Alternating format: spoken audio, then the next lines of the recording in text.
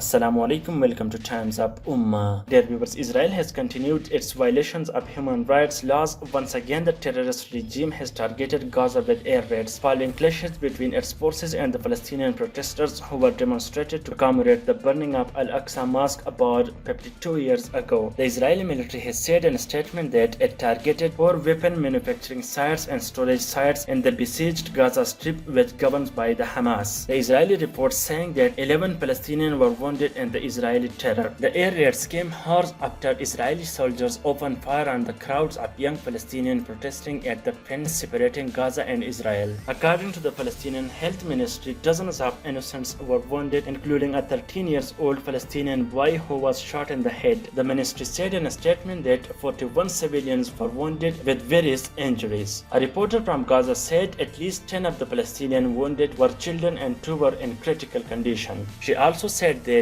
the Palestinian factions had urged a peaceful commemoration ahead of the demonstration, while Hamas called out the Israeli occupation forces' excessive force against unarmed civilians as a regular thing Israel used to. She also added that the group also said the Palestinians will continue to send messages that they will not allow the Israeli forces to continue imposing the siege on the Gaza Strip and its people. Dear viewers, on Saturday, the groups in Gaza said in a joint statement in which they saluted the heroic youth who clashed with the Israeli terrorists. Dear viewers, recently in May, Israel bombarded Gaza and killed hundreds of civilians, and that also includes 66 children, but the so-called human rights campaigner had not done anything to punish Israel. The Israeli forces destroyed buildings and even the media houses. The whole world talking about human rights, freedom of press, freedom of expression, but when you see the Israeli forces violating the so-called laws, no one takes serious action against them. Dear viewers, the United States says it invaded Afghanistan for human rights, but it can't see the human rights violation in the terrorist regime of ethnic Jews. Dear viewers, the new Israeli government headed by Naftali Bennett has blocked aid from Qatar, calling for a mechanism to ensure Hamas doesn't benefit from the cash, and are also expected ahead. Dear viewers, if you want to watch top news from the whole world, please make sure to subscribe our channel.